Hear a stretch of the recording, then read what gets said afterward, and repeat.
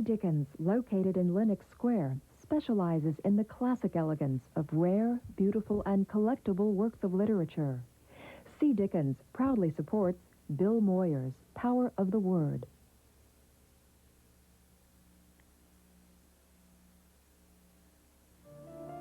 This program is made possible by grants from the Schumann Foundation, the Corporation for Public Broadcasting, the W. Alton Jones Foundation, the New Jersey State Council on the Arts, and by the financial support of viewers like you. The Power of the Word with Bill Moyers. I'm Bill Moyers. When I tell you this series is about poetry, some of you are going to reach for the dial. Once upon a time, so would I. Poetry was something one could get through a whole life without. But then I discovered that love is like a red, red rose, that our minds are haunted by the road not taken, and that it is wisdom to follow the heart. Poets told me about such things. They told me what they felt about falling in love, facing death, leaving home, losing faith, finding God, or seeing Magic Johnson ballet with a basketball. I'd have to admit to myself, that's how I feel too. I came to see that poets live the lives all of us live with one big difference. They have the power of the word, to create a world of thought and emotion that you and I can share if only we learn to listen. Listening's the thing. The meaning of the poem is not in the words on the page, but in our sharing of the experience of the poem itself. Poetry, I learned from my friend Maya Angelou, is music written for the human voice. When we hear it, we say, I know that, and didn't even know I knew it. So the listener, as we shall see in this series, becomes a poet too. We share the music of the words because the music is life. You'll meet in these programs new poets and old, poets who perform in schools and in the boardroom, in prison and in church, poets who tell us about their hips, and poets who tell us about their hearts. To the poet, everything is commonplace and everything is extraordinary. Listen, said the storytellers of old, listen and you shall hear.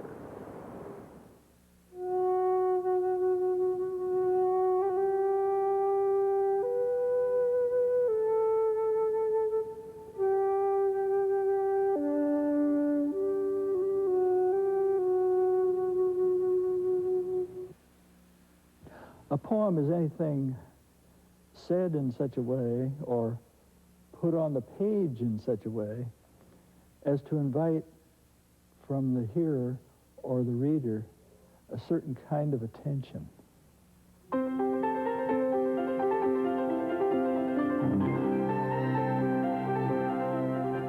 Poets are like steam valves where feeling can escape and be shown.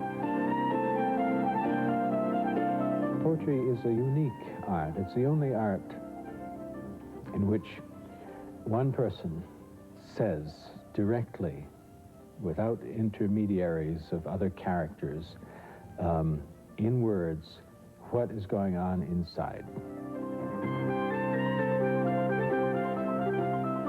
Suppose you only knew 15 words. You could still make great poems out of that if you really felt those words.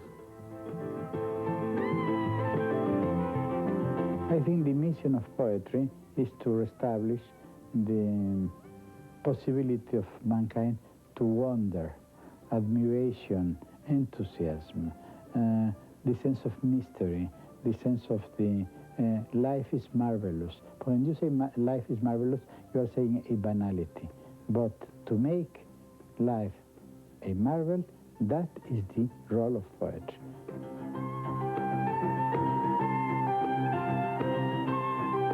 Every 2 years, the Geraldine R. Dodge Poetry Festival celebrates the wonder of our language. Young people in particular are welcomed into the power of the word. Poetry as an experience of life. It happens here in Waterloo, New Jersey. Several thousand people, including 2,000 high school students, gather for the music of the Paul Winter Consort and the creativity of some of America's leading poets.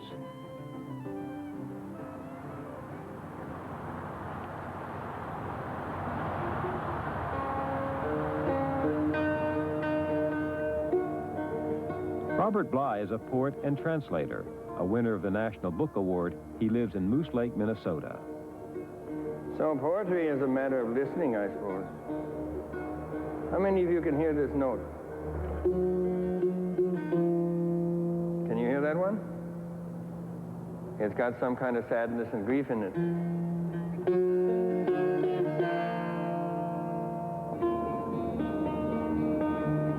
Where the poem is meant to go is into the heart and the chest. And after poetry was put down on the page, it tends to enter the brain. It's as if the eyes report to the brain, but the ears report here. So when you're listening, try not to hear it with your brain. In other words, don't worry about what it means. You can worry about that later when you're about 45 years old. What is asked now is that you try to hear it with the ear you have in your chest. There's also an ear in your stomach.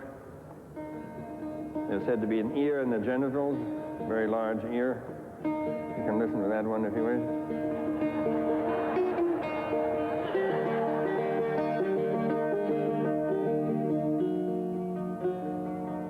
Lord, help me,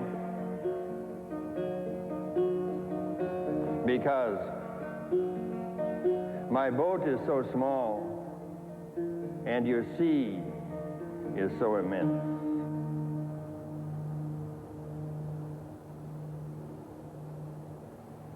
That's a little poem. Can you feel it?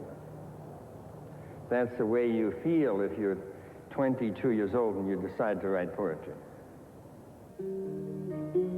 So poetry is for people who decide to go out into that sea. Generally, the poets that I know, when they're 45 and 50, are much happier than any of the other people I know, because by that time they've swum away from so many overturned boats and lived. Usually in the oral tradition, all poems are done twice at least, because the first time they get down to your neck, and the second time they get down below. So you know roughly where the poem is going now? Yes? Lord, help me.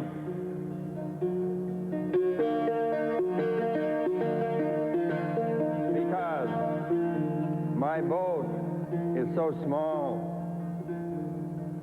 and your sea is so immense. That has a little weight. Can you feel the weight in the poem? Musicians are very lucky in a way because they can go directly into the heart.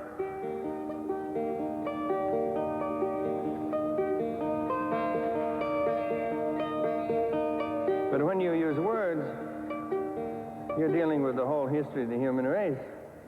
Every word has hanging onto it thousands of dead bodies and old wagons and battlefields. And you understand how it's difficult to enter the heart with a word? So that's the problem in poetry. Because if the music does not remain so that you hear this,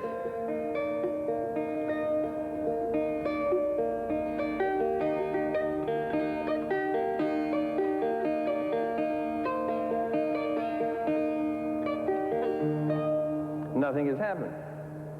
You've just been writing prose. Prose is fine, but prose is not the same as poetry.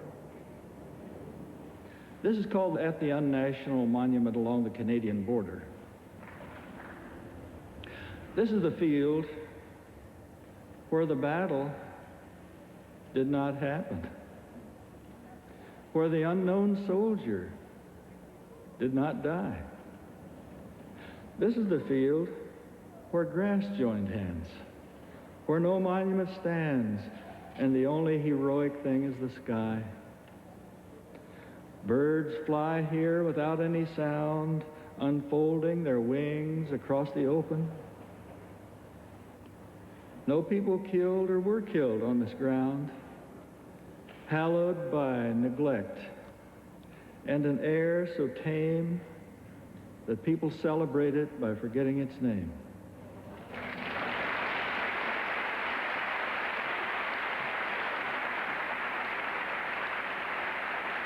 William Stafford grew up in the Midwest. For many years, he has lived in Oregon, where he taught at Lewis and Clark College. Writing is peculiarly susceptible to this wonderful resource, language. I didn't invent it. I don't control it. It just rolls on. It comes from everybody. It's not something that I learned from other writers by any means. It's not something I learned from critics by any means. It is a great river of possibility swirling around us all the time. People talk to each other and come upon, I guess I do it like a gull here when I'm talking. They come upon these great swoops of realization and vistas that veer off toward other formulations in language. And even the syllables have meaning. I have many little, easy poems. They come, they just come. This is called The Little Girl by the Fence at School. Grass that was moving found all shades of brown, moved them along, flowed autumn away, galloping southward where summer had gone. And that was the morning someone's heart stopped and all became still. A girl said, "Forever?" And the grass, "Yes, forever." While the sky,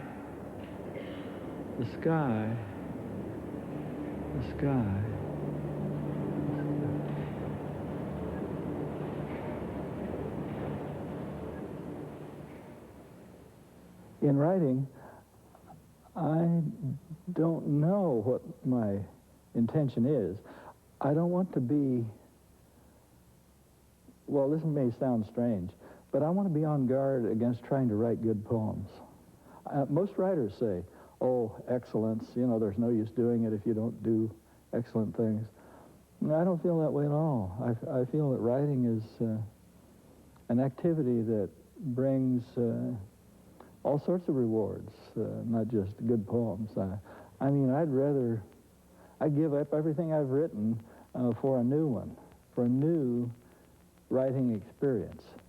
It feels so good to go that sort of trance-like way through a succession of realizations in language toward what? It's an adventure. It's exploration rather than crafting a predetermined object, or that's the way I'd feel.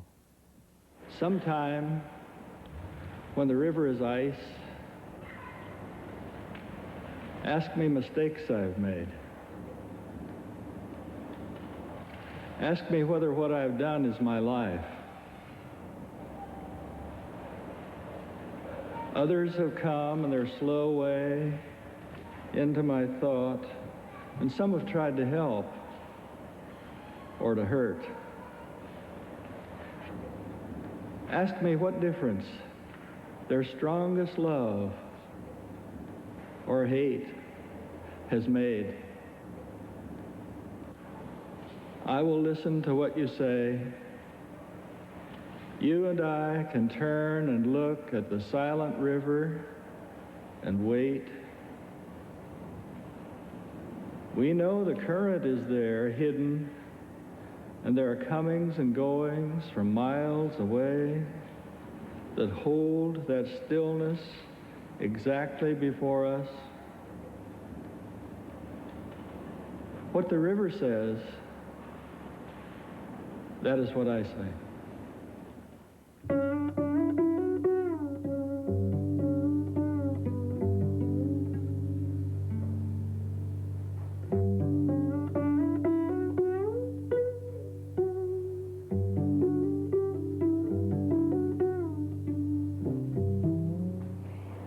Topography.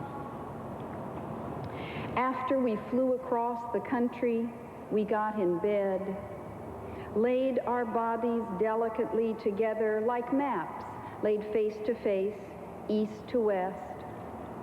My San Francisco against your New York, your Fire Island against my Sonoma, my New Orleans deep in your Texas, your Idaho bright on my Great Lakes, my Kansas burning against your Kansas burning against my Kansas, your Eastern Standard Time pressing into my Pacific Time, my Mountain Time beating against your Central Time, your sun rising swiftly from the right, my sun rising swiftly from the left, your moon rising slowly from the left, my moon rising slowly from the right, until all four bodies of the sky burn above us, sealing us together, all our cities twin cities, all our states united, one nation, indivisible, with liberty and justice for all. Sharon Olds is a native of San Francisco. She is the head of the creative writing program at New York University. So, what can I say about this poem? I sure didn't see the ending when I started the beginning. I love to laugh. I love humor. It's also good for us, you know. Every time you laugh, you add something like an hour to your life, something like that. Ha ha ha, only kidding. There's 2 hours right there, 2 more hours. When I first wrote, I wrote in private. I never thought I would show my work to anyone. Then I got to where I wanted to use a pseudonym, and I chose one, in fact. Sarah Roberts. That was years ago. 15 years ago. I would choose a different one now. Sarah Roberts. And then I decided, well, I'm not going to come out of this closet but under my own name. And then when I first gave readings, I had nightmares before the readings because I felt that the hearers were my judges. I had nightmares where, you know, I was like way down there and you were all, you know, way up there behind the judge bench and they were all going, you know, to the lions.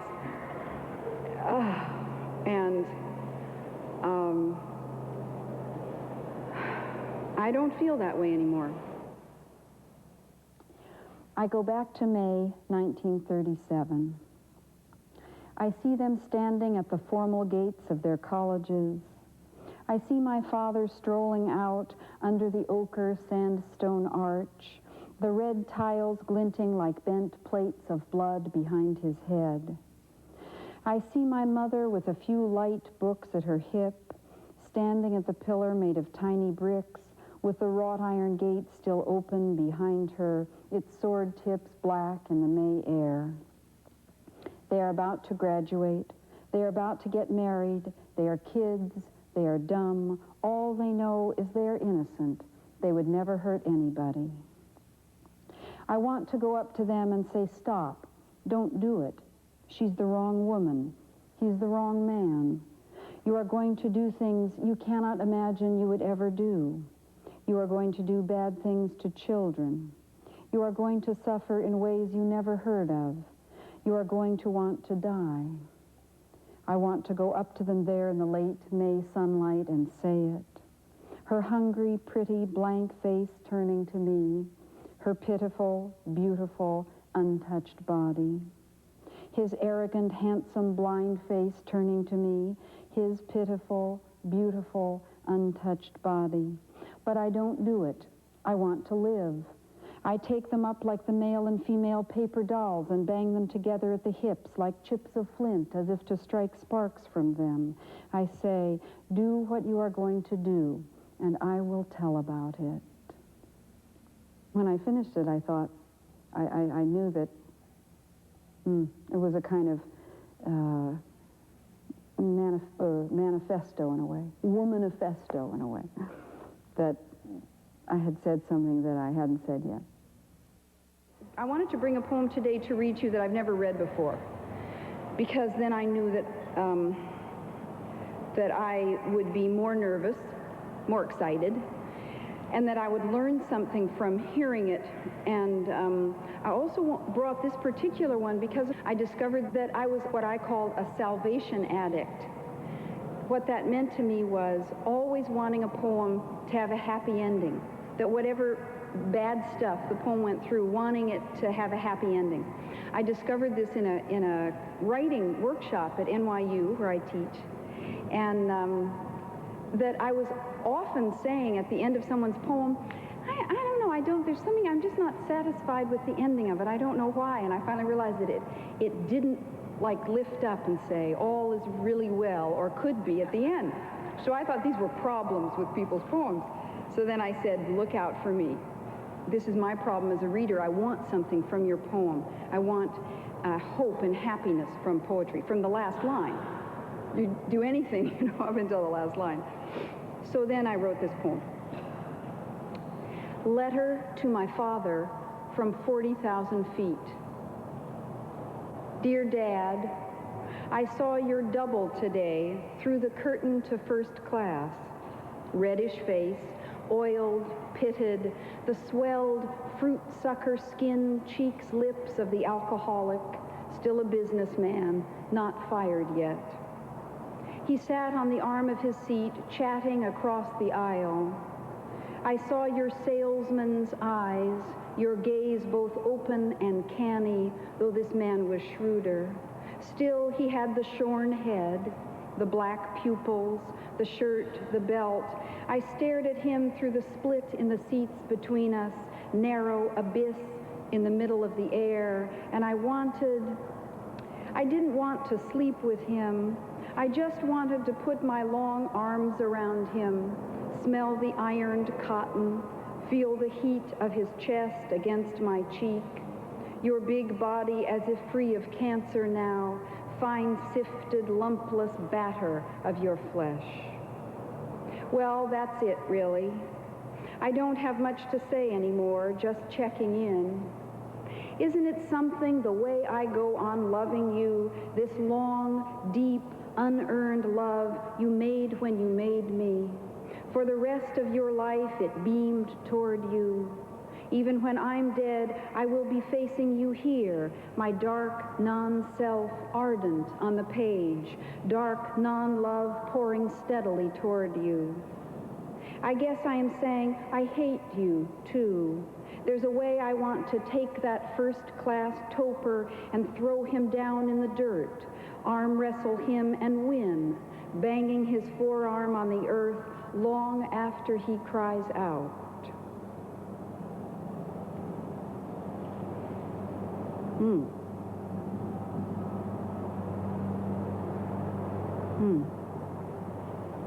That's different.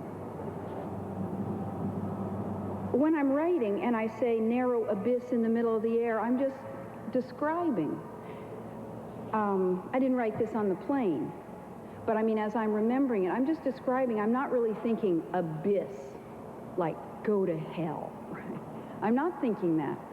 But what I'm conscious of is not that remarkable in relation to what the poem is conscious of, or the work itself, or my unconscious, or whatever is doing it.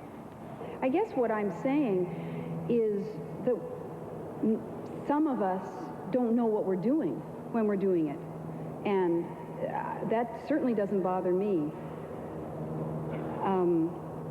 As long as it knows and it's doing it. A poem, if it's going to be any good, has a kind of given quality to the words, a certain authority, some kind of sense, you know, that they weren't just made up by this slob or Joe Schmo, but somehow came from heaven or something like that. Galway Connell's selected poems won the Pulitzer Prize. Here he reads the first poem in his collection, a rhyming poem that he wrote when he was a very young man. It's called First Song. Then it was dusk in Illinois. The small boy, after an afternoon of carting dung, hung on the rail fence, a sapped thing, weary to crying. Dark was growing tall, and he began to hear the pond frogs all calling on his ear with what seemed their joy. Soon their sound was pleasant for a boy listening in the smoky dusk and the nightfall of Illinois. And from the fields, two small boys came bearing cornstalk violins, and they rubbed the cornstalk bows with rosins. and the three sat there scraping of their joy. It was now fine music the frogs and the boys did in the towering Illinois twilight make, and into dark in spite of a shoulder's ache, a boy's hunched body loved out of a stalk, the first song of his happiness, and the song woke his heart to the darkness and into the sadness of joy. Well, even though I wrote that poem such a long time ago, I still sort of like it. But anyway, of course I realize the poem has limits. For example, it's a rhymed poem. I remember writing down in the right-hand column, right-hand margin of the page, when I was sitting up all night, all the rhyme words for, blump. Every sound that had, every word that had blump in it in the language. And I write them all down, and then I'd try to write a line that would get hump, bump, in any one of those words. As soon as I got one that made any sense at all, I'd put it in. And I wonder, first of all, I wonder if hump was what I wanted to say at the end of that line. I don't think so. Like joy in the poem I talked about. And the other thing is, I spent a lot of time doing that. Is that a suitably adult activity? Hump, bump, hump, all night long? I don't think so. So maybe by rhyming these early poems, I kind of limited what I was doing. There's two things. There's knowing. There's that experience and your understanding of that experience, and then there's the making and the shaping of that experience into something that will last.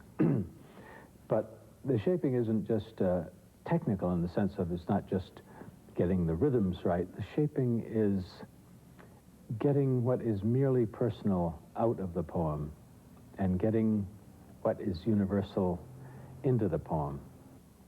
It does happen, I think, at least in the contemporary poem, it happens that the more personal the poem is, the more truly personal it is, the deeper you go into yourself and your feelings, the more likely it is that it will be universal. That if you touch deep enough in yourself, you touch a level in the psyche in which we're all the same. I wrote rhyming poems for about 10 years. All my poems, most of them rhymed for 10 years. But I really felt I'd come to a kind of a dead end. I found that I liked to rhyme just when I felt like it. It didn't have to be the end of the line.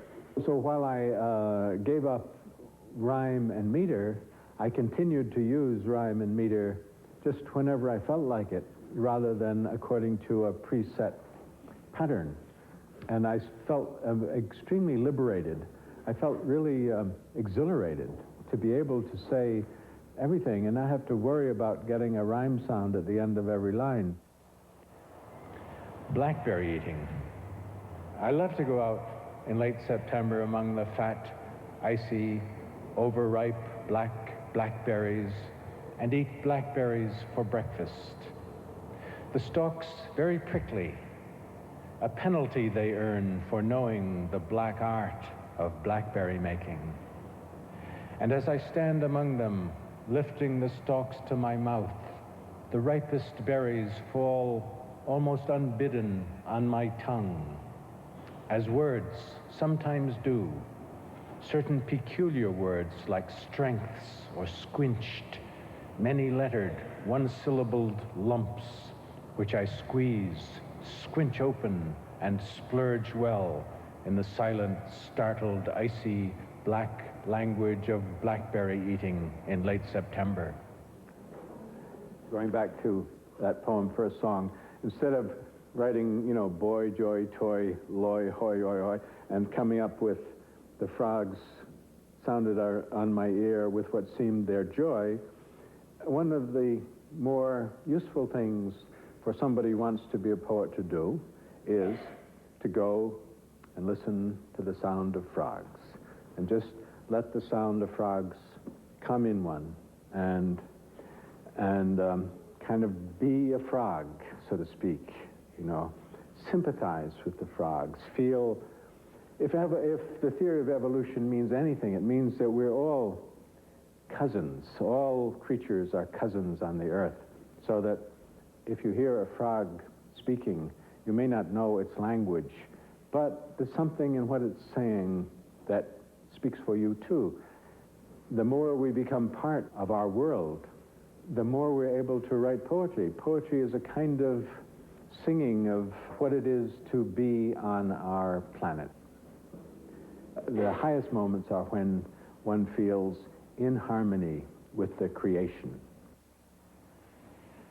When one has lived a long time alone, and the hermit thrush calls in the dark wood, and there is an answer, and the bullfrog sitting head half out of water remembers the exact cantillations of all those springs ago, one knows they cry to bond and mate with their kind, just as after a life of solitude, after the many steps taken away from one's kind toward the kingdom of strangers, the true prayer inside one's own singing is to come back, if one can, to one's own, a world almost lost in the exile that deepens when one has lived a long time alone. When one has lived a long time alone, one needs to live again among men and women, where the new baby and the great-grandmother gaze at each other and create all of time, and faces glow more sadly now in history's firelight, and tears come not seldom and run not slow, and song starts from miserable mouths, and lovers tell on lips blowsy from kissing the words that kiss the soul, and like thrushes at first light blether together the duet of earth and heaven, until the sun has risen and they stand in the halo of being united. Kingdom come when one has lived a long time alone.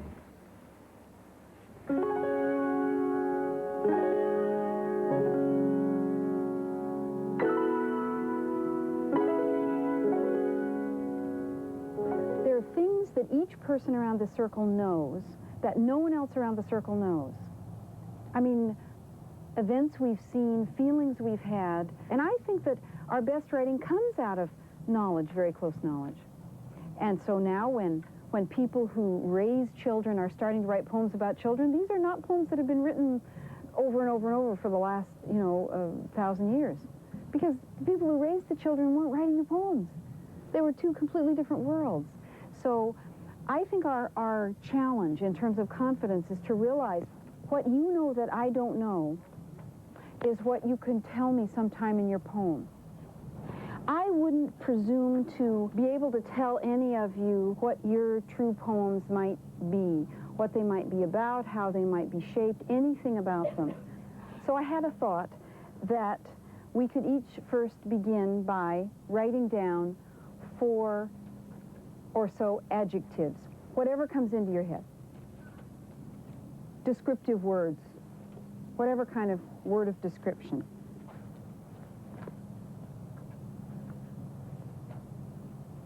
Okay, now 4 things, 4 nouns, and last 4 verbs, 4 words of action.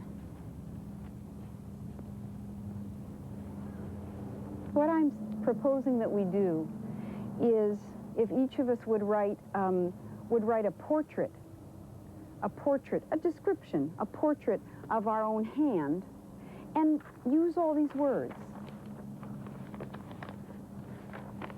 If you can, most of them.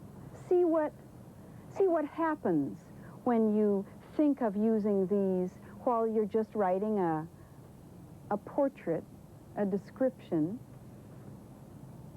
of your hand. I figured, we had all brought one. And take about 10 minutes and write that. And see what happens. Okay?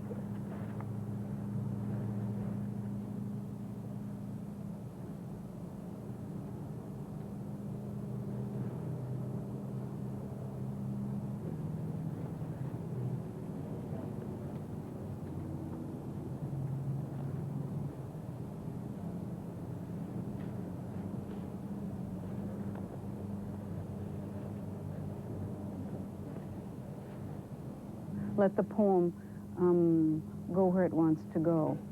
Once it finds its way, then go with it. Let it be the stronger one between the two of you. It was very interesting to me while I was doing this to notice how an actual poem came to me, which almost never happens when I'm doing an exercise like this. I mean, what I could tell was the seed of a real poem. And then, once that had happened, there was this pull between these words that I wanted to put into it, and the poem, which wanted to go off in its own direction. So I didn't quite know what to do. I waffled with it there for a while, and then I stuck a few more in, and then I cheated, and then the time was up. Since dares go first, I will go first. It's only fair. You can't ask people to do stuff and then, oh, it wasn't time for me. My words were cold, wet, alive, and young.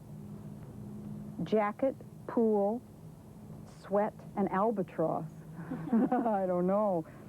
Verbs take, kiss, swell, and alleviate. I'm very proud of that. Alleviate, it's so abstract. So what I came out with was this: my hand. It looks old to me because I am with you. But it looks sweet. It does not look as if it has hit anyone. I do not think it has hit anyone ever because it is my left hand. Whom have I hit? My right hand has hit my husband, never in real anger, like boyfriends in high school, oh you. And my daughter, the time she hit her baby brother one time too many. Cold, wet, alive, the grass is behind my hand, its blades wild as my hand's wrinkles. I guess I write about it to say, take my hand, here, hold it in yours. Now you can see the place where it just said, I'm your poem. Talk about who you've hit. You know, you may have written a poem about someone who's hit you, but you've never written one about who you've hit. Do something new, you know, take off from there. And then I was, you know, struggling. This is the hand I dipped in the Missouri above Council Bluffs and found the springs. All through the days of my life, I escort this hand. Where would the river meet a kinder friend? On top of Fort Rock in the sun, I spread these fingers to hold the world in the wind. Along that cliff, in that old cave where men used to live, I grubbed in the dirt for those cool springs again. Summits in the Rockies received this diplomat. Brush that concealed the lost children yielded them to this hand. Even on that last morning when we all tremble and lose, I will reach carefully, eagerly through that rain at the end toward whatever is there with this loyal hand. My parents were readers. They were not dutiful readers or culture vultures. They were hopelessly addicted to reading. They were just caught up in it. And they would go to the library and drag home books. And they didn't try to interest us in books. But if we wanted to get books, we could too. But they were going to get them anyway. And at our house, they would sometimes we'd read aloud. And they were not trying to read to their children in order to be good for them. They just liked to read. In fact, my mother would get jealous if I would read something that she had intended to read aloud. This is called Our Kind. Our mother knew our worth, not much. To her, success was not being noticed at all. If we can stay out of jail, she said, God will be proud of us. Not worth a row of pins, she said, when we looked at the album. Grandpa, ridiculous. Her hearing was bad, and that was good. None of us ever says much. She sent us forth equipped for our kind of world, a world of our betters, in a nation so strong its greatest claim is no boast. Its leaders telling us all, be proud. But over their shoulders, God and our mother signaling, ridiculous.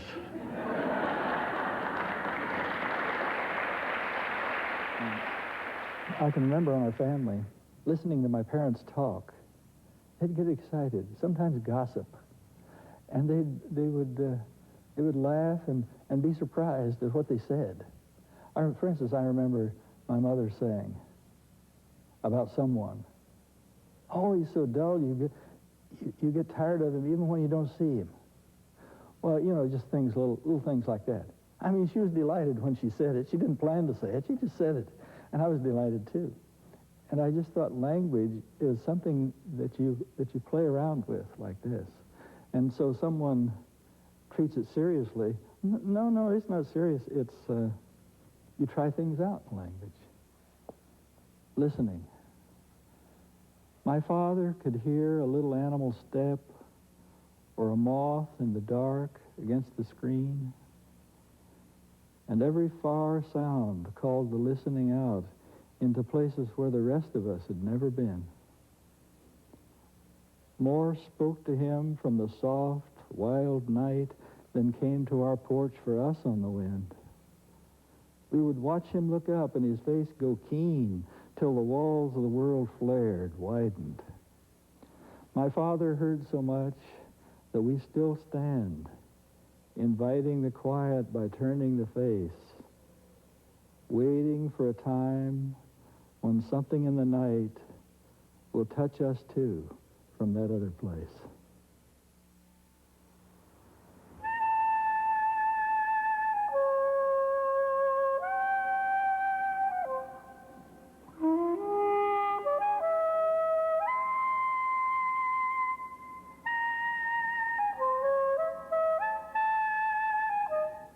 I have a great idea of poetry, but I don't have a great idea of poets.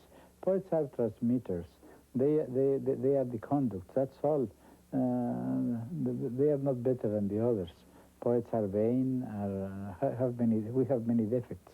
We are human beings, and we must be humble.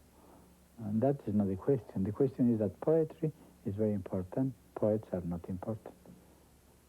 The Mexican poet Octavio Paz has also won international recognition as a teacher, an essayist, and a diplomat. He is accompanied by his longtime friend and translator, Elliot Weinberger. Trowbridge Street. 1. El sol dentro del día, el frío dentro del sol. Sun throughout the day, cold throughout the sun. Nobody on the streets, parked cars. Still no snow, but wind, wind. A red tree still burns in the chilled air. Talking to it, I talk to you. Estoy en un cuarto abandonado de lenguaje. Tú estás en otro cuarto idéntico. I am in a room abandoned by language. You are in another identical room. Or we both are on a street your glance has depopulated. The world imperceptibly comes apart. Memory decayed beneath our feet. I am stopped in the middle of this unwritten line.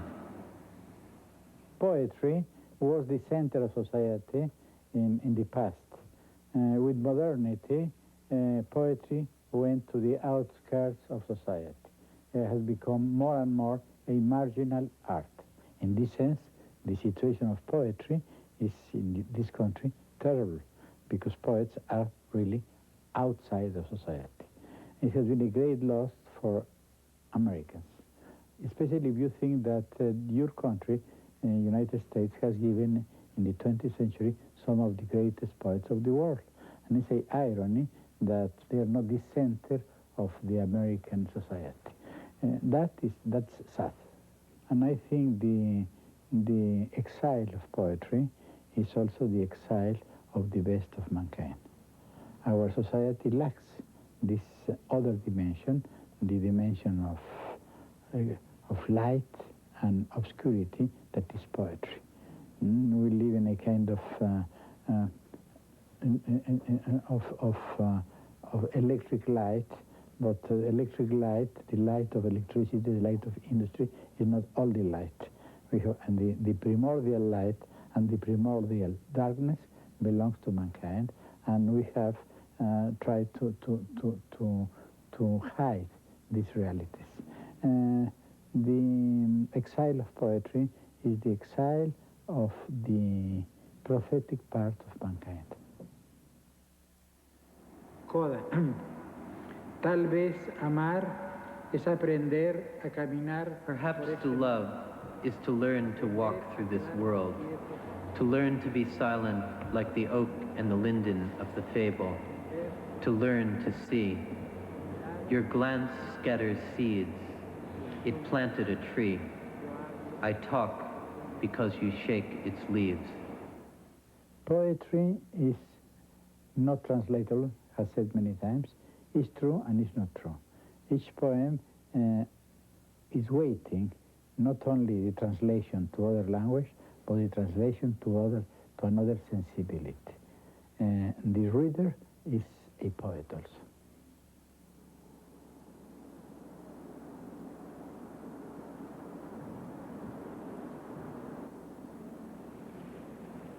We did a little session on the life cycle from infancy all the way through to death 2 years ago. And we left out the moving force in the cycle, sex. So today we're going to do the same thing with sex. What we've done is what we've done is taken a lot of excerpts from mostly our own poems and sewed them together.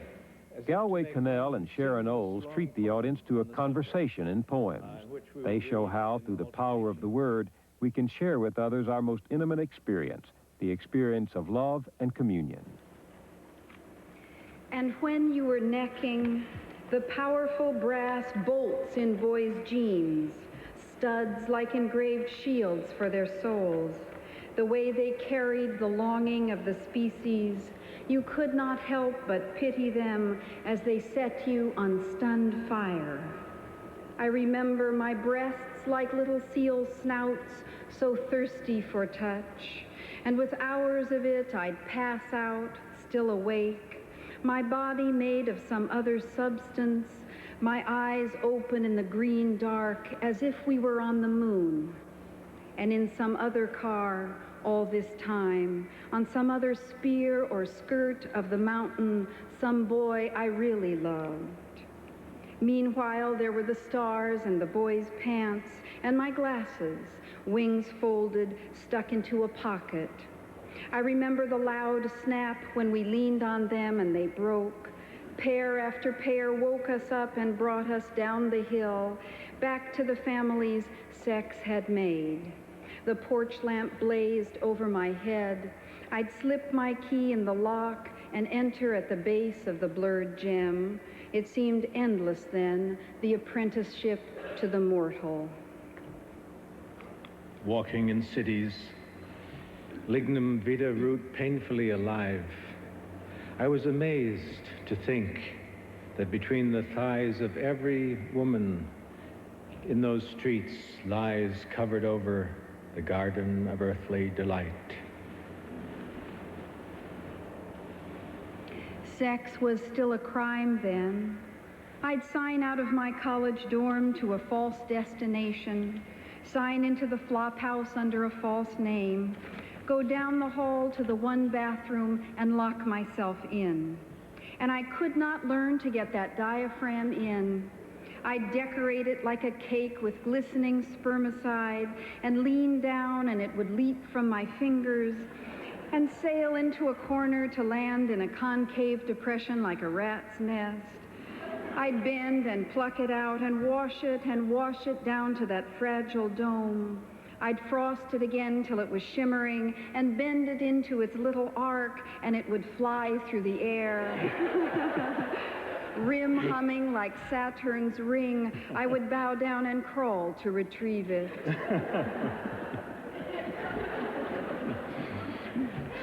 On the Copacabana, few women wear the bathing suit consisting of a string around the waist to which a thong is tied, which goes down over the places men love and comes up behind and attaches to the string again, leaving unclothed the perfect, rounded, creamy russet buttocks. Where are the yellow, brown, white, black, pink latex bathing suits that covered most of the bodies of the bathing women in my boyhood? What happened to the aphrodisiac of the sky? Where have the women of creamy russet buttocks gone to get out of the rain in Rio? What message passes back and forth through the corpus callosum between the two great round mounds of the bicameral brain? When I came to sex in full, not sex by fits and starts, but every day and every night, the trinity of eating and sleeping completed, when I first lived with him, I thought I'd go crazy with joy and fear. In Latin class, my jaw would drop, scroll of my tongue unroll and pour across the floor when I'd remember the night or the morning, the in and out and in, the long shape of the man lowered and lifted and lowered, what I was born for. But once in special, in thin array, after a pleasant guise, when her loose gown from her shoulders did fall, and she me caught in her arms long and small, therewith all sweetly did me kiss, and softly said, "Dear heart, how like you this?" In the middle of the night, when we get up after making love, we look at each other in total friendship. We know so fully what the other has been doing.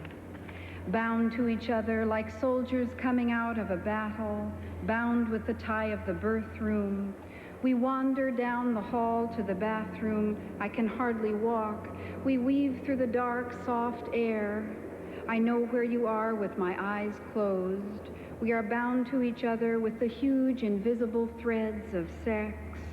Though our sexes themselves are muted, dark, and exhausted, and delicately crushed, the whole body is a sex. Surely this is the most blessed time of life. The children deep asleep in their beds like a vein of coal and a vein of gold not discovered yet.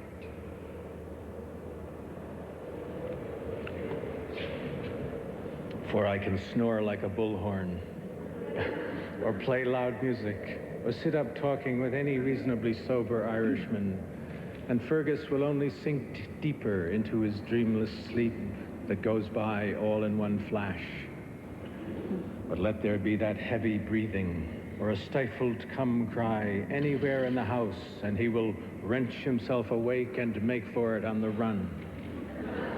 As now, we lie together, quiet, touching down the length of our bodies, familiar touch of the long married, and he appears, in his baseball pajamas it happens, the neck openings so small he has to screw them on, which one day may make him wonder about the mental capacity of baseball players, and flops down between us and hugs us and snuggles himself to sleep, his face gleaming with satisfaction at being this very child. In the half-darkness, we look at each other and smile and touch arms across this little startlingly muscled body, this one whom habit of memory propels to the ground of his making. Sleeper only the mortal sounds can sing awake. This blessing love gives again into our arms.